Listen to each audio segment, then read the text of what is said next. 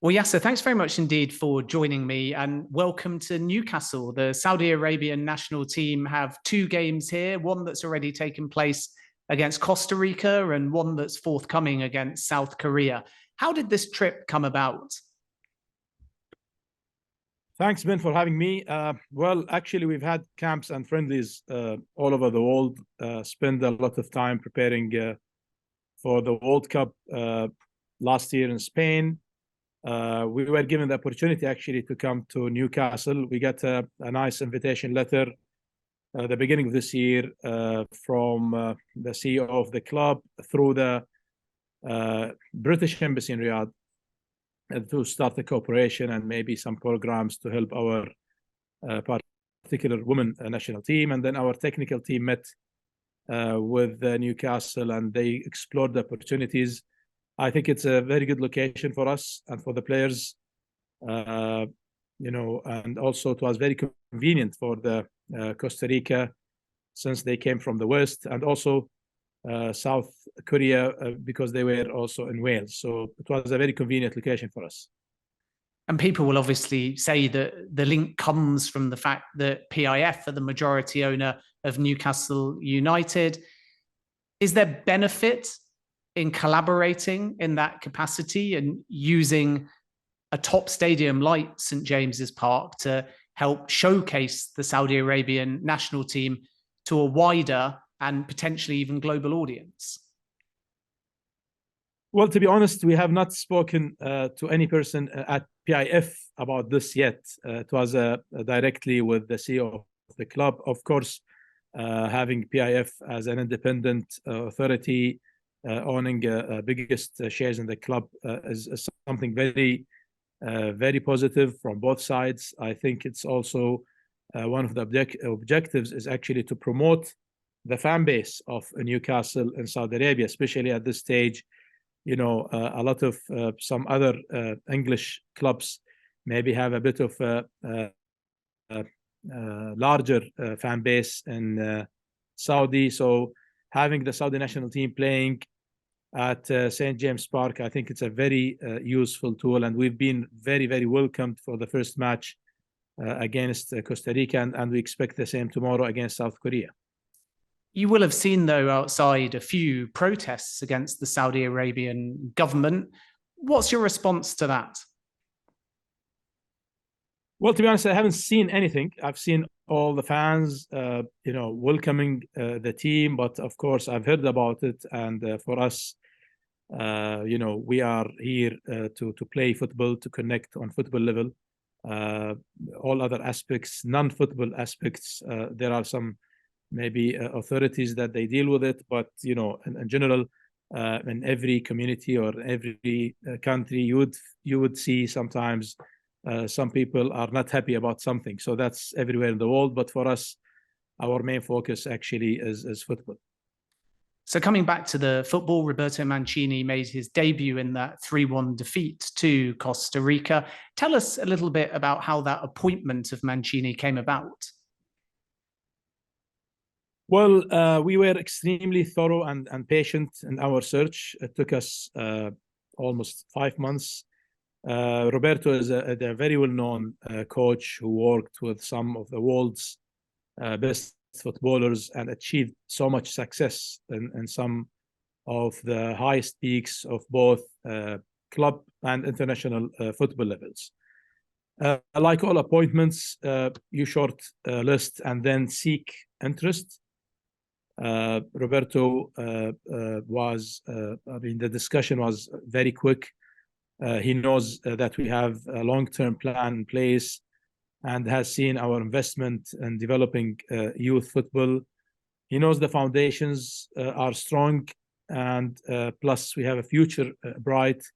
And we are very lucky to have someone like him to be the head coach of the Saudi national team.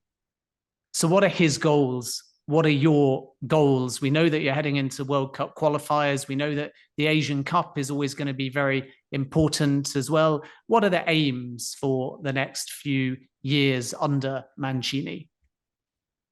Well, to be honest, is to continue having the FIFA ranking of the Saudi team to be better than the one it has now. We were 4 years ago around 70 in the ranking.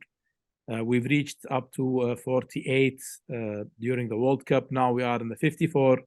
So one of the aims, actually based on our strategy, the long-term strategy that we've launched 2 years ago, is to become the top 20 in the FIFA ranking. Of course, Mancini mentioned during his first press conference that he would work very hard to prepare the team to compete and try to win the Asian Cup in Qatar next January. We've been the champions for 3 times, and the last one was almost 26, 27 years ago. So that's was a bit of long time, especially building up on the latest World Cup qualification, where we finished the top of the group that had top teams like Australia and Japan. So these will be the objectives for him. And how can you build on the last World Cup? Because Saudi Arabia made incredible headlines, particularly with that victory over Argentina. Well, it will be good to be back in Qatar in January. And like the World Cup, I think we can expect a huge support from our fans, which will help a lot. There was a lot of positives to take from the World Cup, especially, as you mentioned, Argentina match, of course. That gives us belief in the system and approach of Saudi football, but it has to be stepping stone to more. It's nice to have the memories. I will always cherish them, but football is always about the next match. Tell me about some of those memories, because you must have started that match and seen Lionel Messi score after only 10 minutes and think, uh-oh. And then suddenly in the second half, you equalize early, and then Al-Dawsawi scores that famous goal. And before you know it, you've beaten Argentina, who end up winning the whole thing. Talk to me about the game and your memories. Well, for me, it was the best game ever, especially being a president. It has a lot of beautiful memories, and I'll be honest, like almost every few weeks, I'll go back to these memories because it gives a great feeling to be in that game. Of course, we knew it would be a very difficult game, and I think our players and the coach at that time did a very good preparation. I had the feeling that they will do something. I must be honest, I did not expect that we can win this game, but I really had the feeling like a few days before that the players were in a very focused and a very good shape, and I felt that they will do something positive. Of course, I mean, we had a lot of photos after that game. I will never forget the photo when I hugged our sport minister in a very tight and a very, it was a lot of emotions after the final whistle. And of course, it really gave all Saudis a very, very beautiful memories that will remain for their lifetime. Do you consider the World Cup from a football point of view a success? Because on the one hand, you beat the eventual world champions, but on the other hand, you didn't get out of the group. Well, yes, to some extent. Of course, again, I was very pleased. We could give our fans such joy and memories for a lifetime. Beating a team like Argentina in the World Cup does not come by a chance. It is through hard work and commitment, having the proper plan. It gives a belief and tells us on our day we can beat anyone, but we have to build upon that level of performance. Of course, we were hoping that we can go through the group stage, but unfortunately, we couldn't. But still, if we compare the performance that we've had in the 3 matches compared to the one in Russia 2018, we can see a very positive progress, and we will keep building on this performance. Fair to say that the World Cup, and I think we've seen this with the Ronaldo unveiling, the Neymar unveiling, they all show that there's a very clear football culture in Saudi Arabia. And sometimes I feel that wrongly, those outside of Saudi Arabia dismiss the football culture. But it was obvious, wasn't it? Seeing all the celebrations in the Souk Waqif after that Argentina win, seeing the clamour and the excitement around Ronaldo, around Benzema, around Neymar. There is a very defined football culture in Saudi Arabia. Definitely. You've said it, Ben, the country, the whole country is very passionate about football. We have a lot of people watching football, if not playing.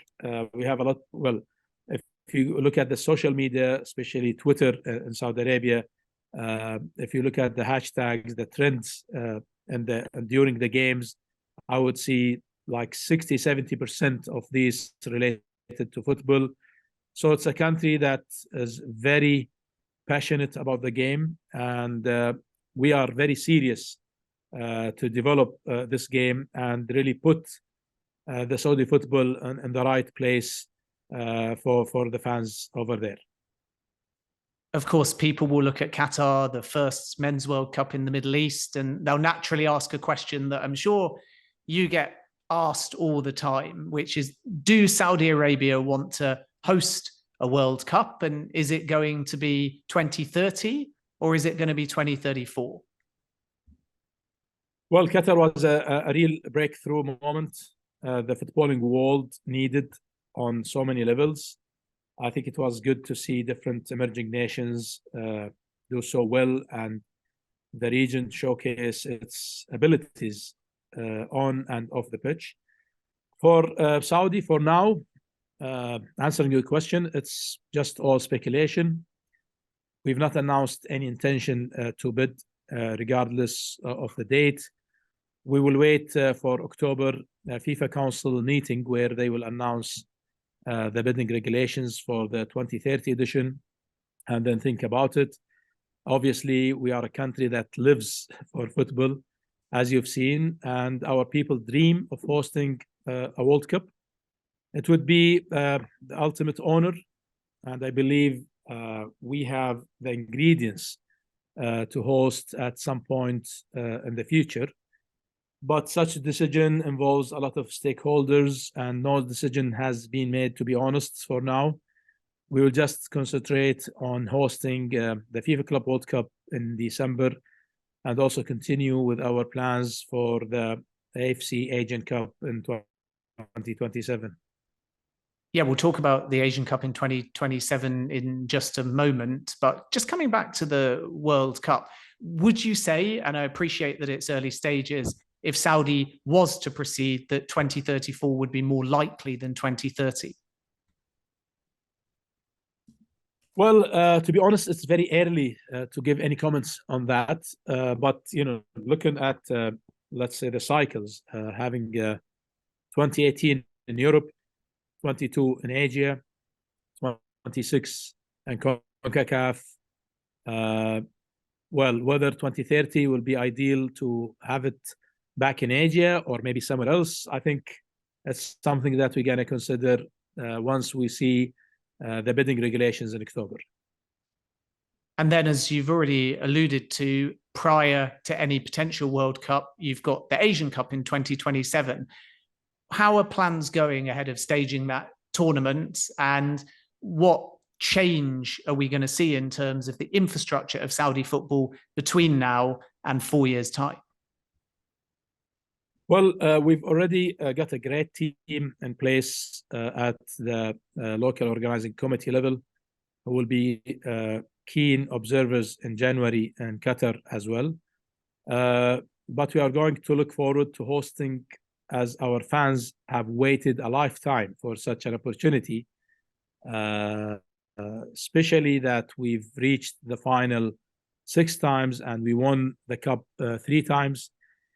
Much of the infrastructure is in place. There will be 4 brand new stadiums and some work to renovate the existing ones. So we are very optimistic to have one of the best editions of Asian Cup. Did you see anything in Qatar in terms of the infrastructure that really impressed you? Because when I was out there, a lot of the stadiums were brand new. They were very digitally savvy, and almost a one city World Cup had a lot of pluses in terms of diversity, in terms of bringing anybody together. You were out there for the tournament as well. What did you learn from that tournament, or what impressed you about Qatar 2022? Well, it was very, very impressive. I think from my own perspective, it was the best World Cup I've ever seen. Witnessing the whole World Cup in one city is a great experience, and I don't think this will happen again in the near future. I think the Qataris made excellent hosts. I mean, looking at the top best stadiums in the world, having a very easy access to the stadiums, very easy move if you want to watch more than a game in the same day. I think the hospitality was great. People around the stadiums, outside the stadiums, were very friendly, very nice, and it was very beautiful to see all these people from different regions of the world coming together and celebrating such a great tournament. So this actually gives us more of a responsibility that we need to meet the same standards, and also, of course, have a bit of more better experience. So that's a very good for the region, and I'm sure comparing from 2022 to 2027, we will see some better ideas and hopefully some better experience for the fans as well. I guess everybody talks to you about a possible World Cup or the Saudi men's national team, but a huge part of your job is building all of the infrastructure within the SAFF, and your time so far has had a number of great successes at all levels, particularly, for example, in youth categories. There's been victory in the under-23s Asian Cup and in the under-20 Arab Cup as well. So tell us a little bit more about the strategy for both grassroots and youth. Well, there is a huge focus for the federation. This is a very huge focus for us. We have young population. I guess 80% play, follow, attend matches, or criticize referees. In 2021, we launched a long-term plan to build the right type of ecosystem to make us, as I said earlier, to be a top 20 footballing nation. There are 7 pillars, all interconnected and working together to improve Saudi football. Our mission is really to have more people playing at every level, more coaches, more referees, better infrastructures, and more intense competitions. Players' pathway sits at the heart of it, and we now have kids from the age of 6 years all the way up to professional level being tracked, so we can help advance our most talented players. The stats say it all. In 2018, we had just over 700 registered coaches. Now we have over 5,500, of which over 1,000 are women. Our plans do not stop here. We aim to reach over 8,000 by 2025. Since 2021, funding in youth football has increased by over 160%. Grassroots department for festivals and tournaments for 6 to 13 years old girls and boys. Creation of regional selections for 12, 13, 14 years olds. What else?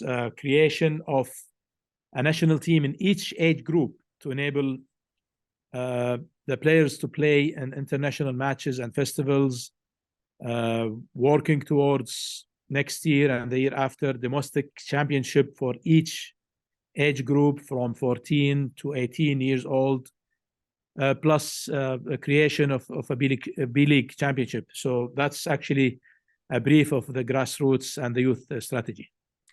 And you mentioned briefly about women's football as well, and you've already seen some growth.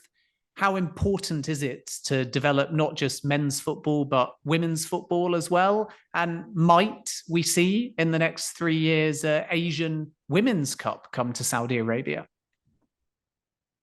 Women's football equally as important and equally as exciting. We are unlocking so much potential and joy. All women's development initiatives are aligned with men's development initiatives, coaching courses, grassroots. Since I became the president in 2019, we've managed to successfully establish a national team, a women national team, which is finally now is a FIFA ranked. It's a great moment for our history. We have a Premier League, we have a First Division, we have a schools league for girls that surprisingly attracted over 48,000 girls. They've signed up and in recent weeks introduced also under 17 national team.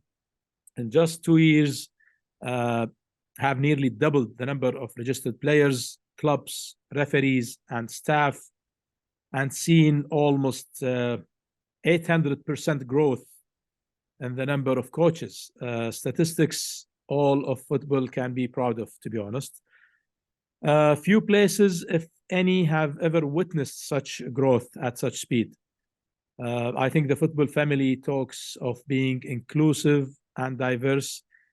This is what it means to be truly inclusive and diverse. Everyone should welcome and support this progress. People don't realize, but in Saudi, our national teams get equal daily allowance while representing their country, regardless of gender.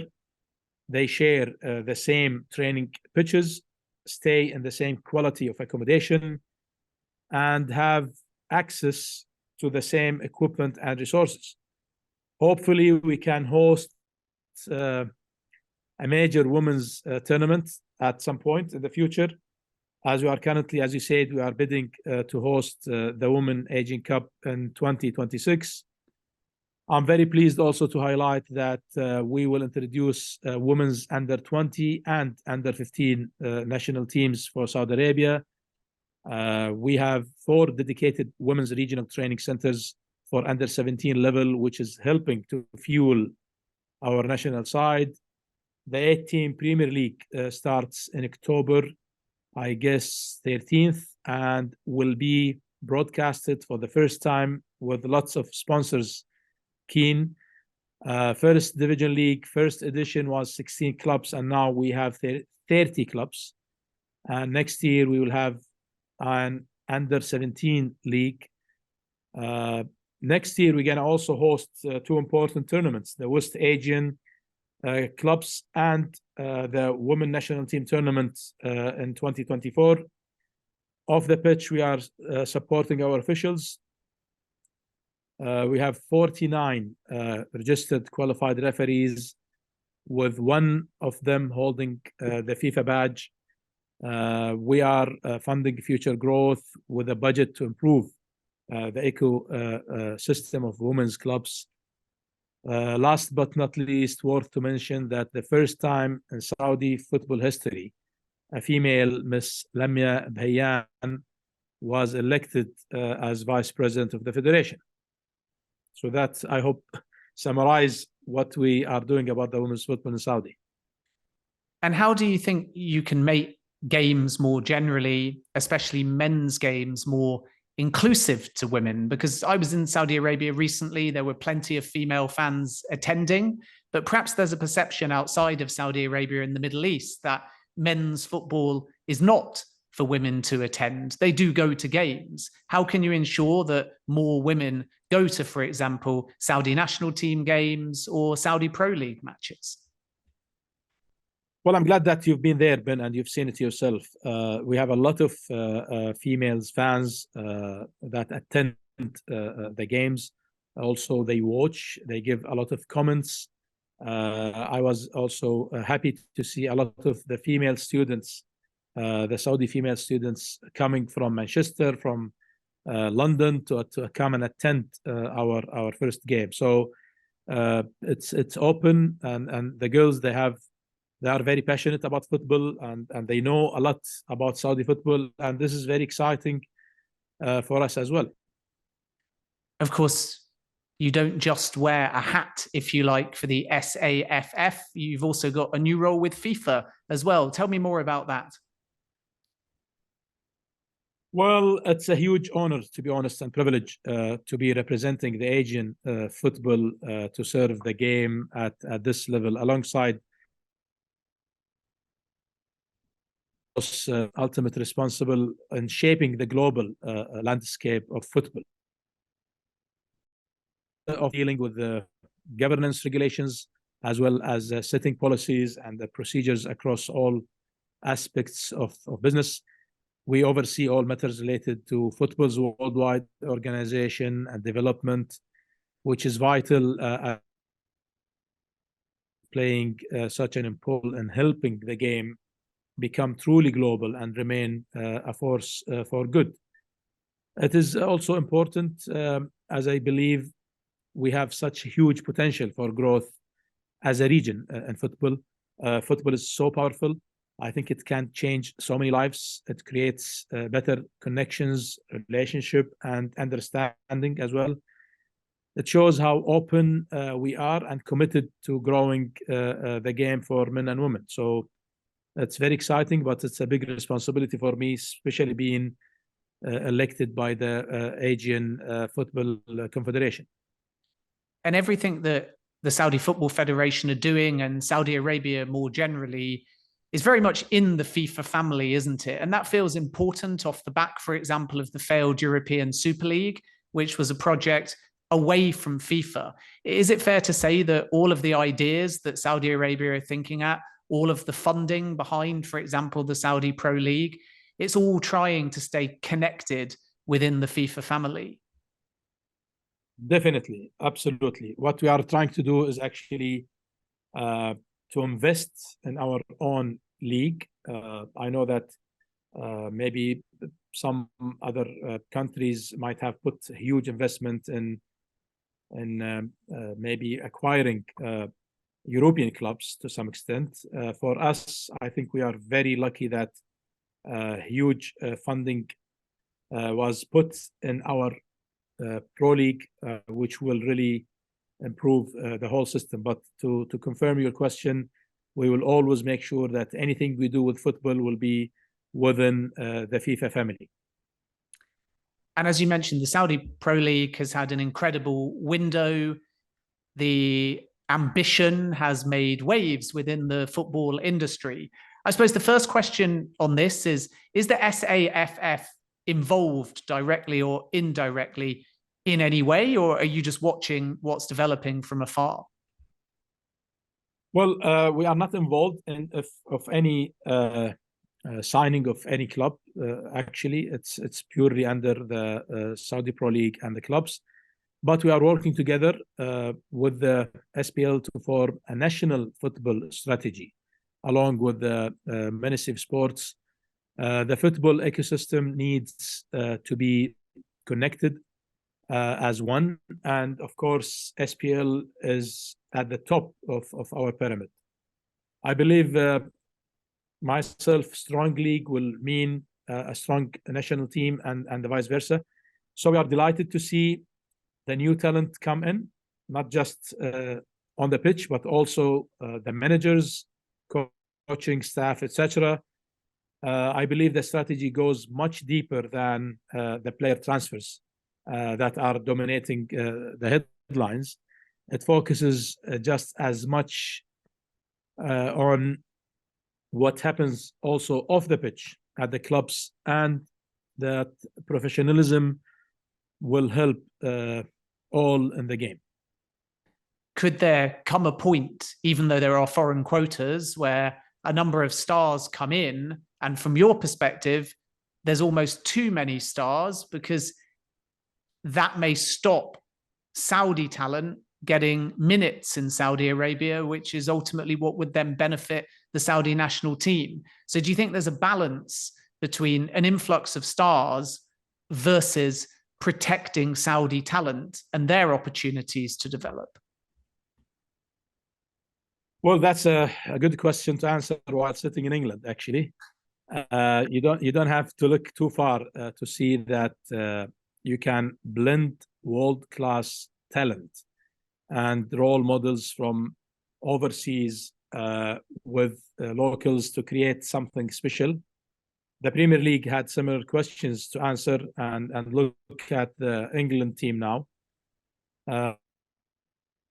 I think we're a very competitive league, and there is no doubt that our young Saudis training and playing with world-class international stars each day is going to raise standards overall and create a healthy competition.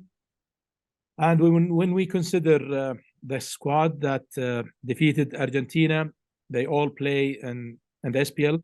We are already in a strong place to build from, so it's not a concern, to be honest.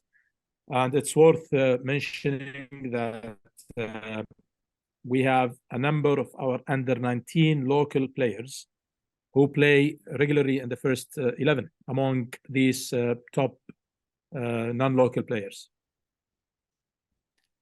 And obviously, you were also the SPL chairman between 2016 and 2017. So you know the Saudi top flight league better than most. How has the league changed since you were in charge? What was it like then? And is anything that is happening now part of the strategy that you were trying to put in place back then? Well, I've started my football business, to be honest, as a full-time in the league in SPL. That was in 2013 as the CEO. And as you just mentioned, I was also elected to be the chairman in 2016. It has changed a lot in the last 5 years. There has been a rapid transformation in recent years. SPL has continued the growth by attracting more experts, attracted more sponsors with the growth that's happening in the league. Definitely now they have also a bigger budget and bigger staff that's helping to drive them to their objectives. And you're also an honorary member of Al-Ittifaq, Stephen Gerrard's club. I know that your brother is involved as well. What have you made of their business this summer? Well, I was honorary member, but not anymore. It is known that this club is the club that I came from. My family members, I would say almost all of them support this club. But now I'm very neutral with all the clubs. And to be precise, I had no involvements in their business at all, whether this summer or any other time since I became the president of SAF.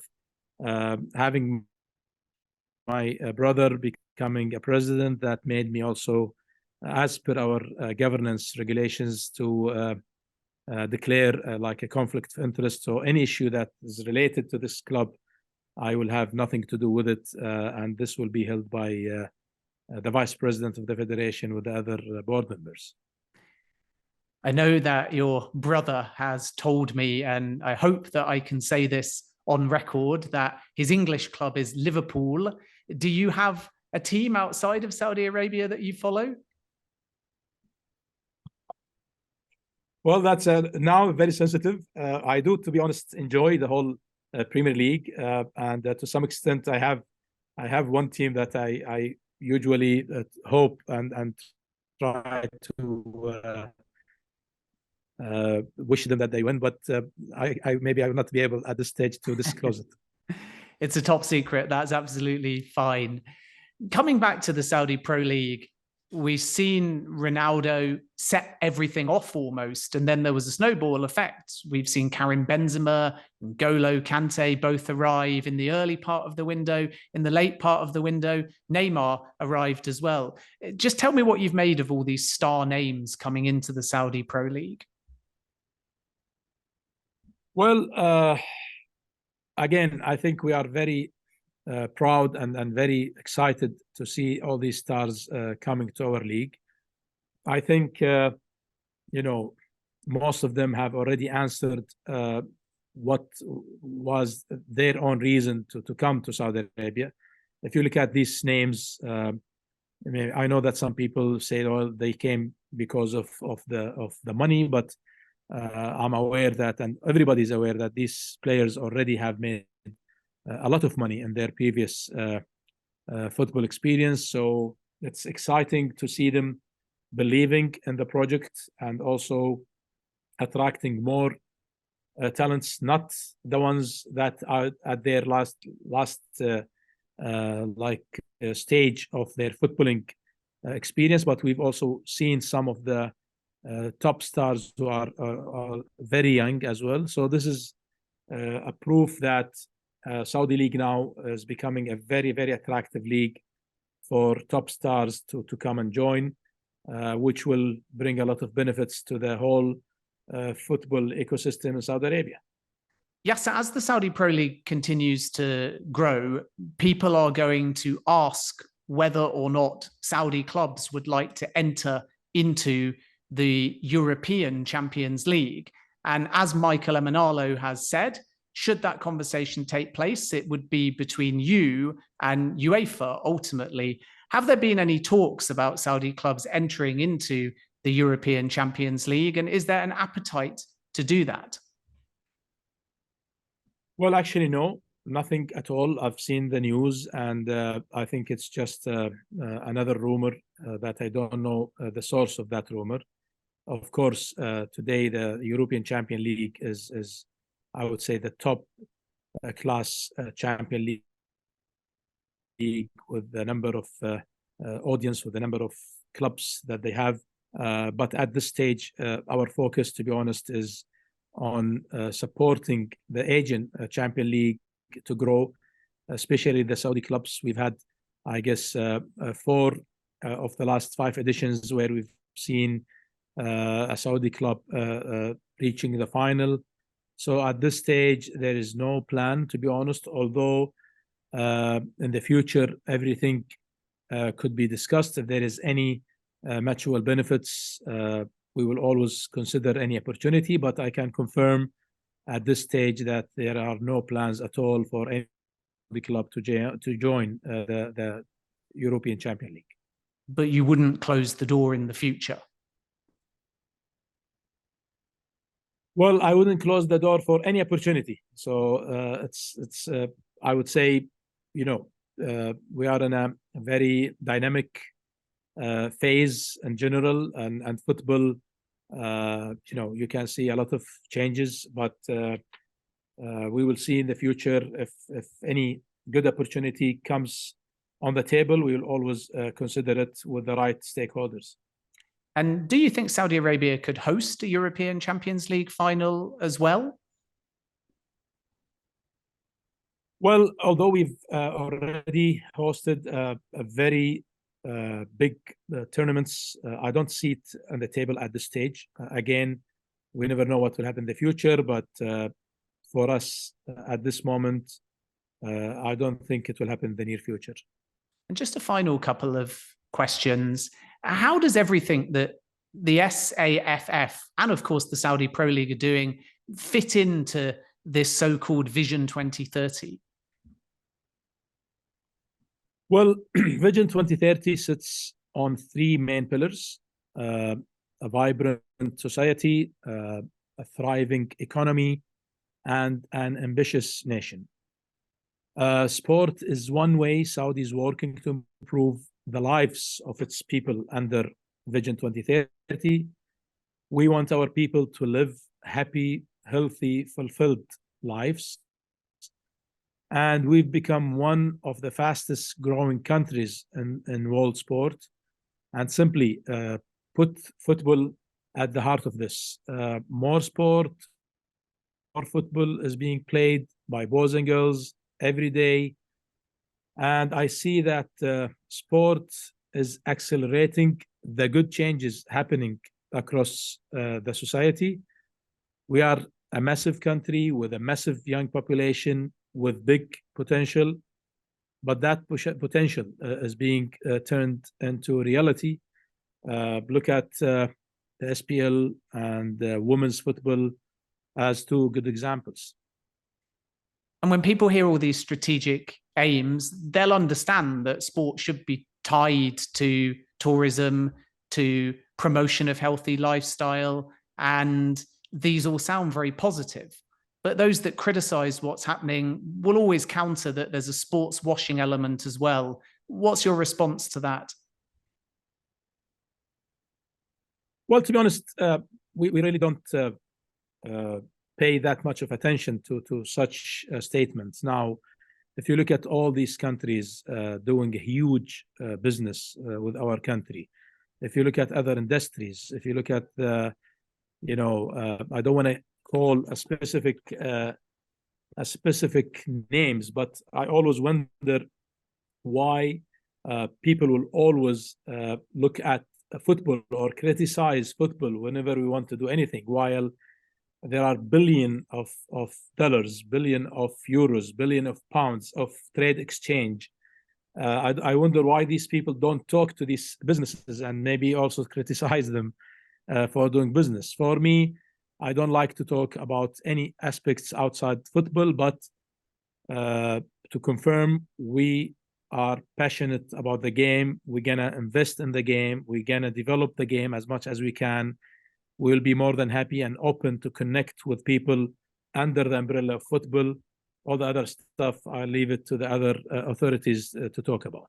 And just finally, how far can the Saudi national team go, Yasser? You spoke earlier in the interview about climbing up the rankings. We've already touched upon a possible World Cup, and we know that you beat the world champions at the last World Cup as well.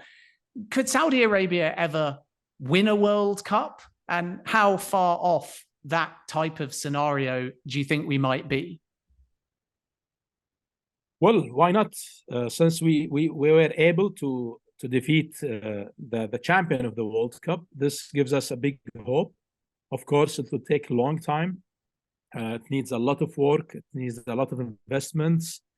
But I hope that during my lifetime to witness such a moment. We've seen the Moroccan national team, which we are all proud of, reaching the semi-final. They were about to reach the final. And the Morocco team is, has surprised the world. So we really think and believe in ourselves that we can reach that stage, but it will require a lot of work, a lot of patience, and a lot of investment as well. But of course, well, I cannot tell when, but I think it will take some time. So we are very positive about it. That's why we are putting all these plans and all these strategies to achieve to be in the top nations of football. Well, Yasser, congratulations on all your work so far. Enjoy your time in Newcastle as well. And thank you for joining me. Thank you, Ben. All the best. Take care. On AM, on DAB, via the talkSPORT app and on your smart speaker. talkSPORT.